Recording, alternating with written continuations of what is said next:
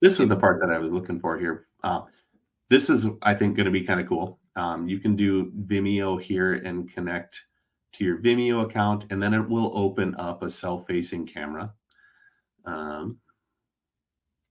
Just going to log in here first. Yeah, and then you could record. You could record actually. Yeah, exactly. Nice. So either as a teacher or as a student, right? You could do. Like yes, exactly. Logged in and can close this tab. Okay. Close that tab. Get back to here. So see, it's bringing this up. I've got to just make sure to allow my camera and microphone. And then you could see I could choose to record the screen, the camera, or both. So open my camera, which, okay, I should have thought of this too, because we're using our cameras for StreamYard, which we're broadcasting with. It's not going to want to let me really use this other camera at the same time.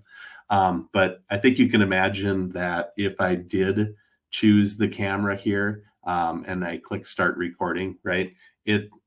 And I wasn't trying to live stream like at the same time.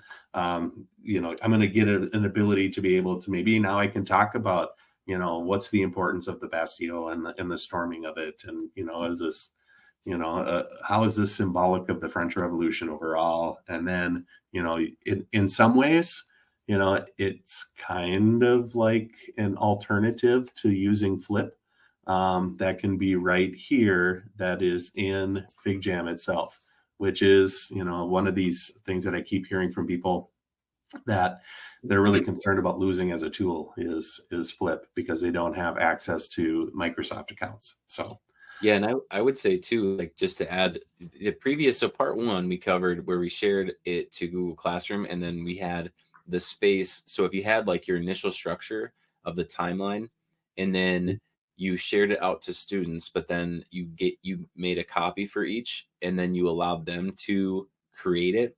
You could have them create their timeline, and then if you can connect to Vimeo, they could record themselves talking about the different items on their timeline and then turn that in.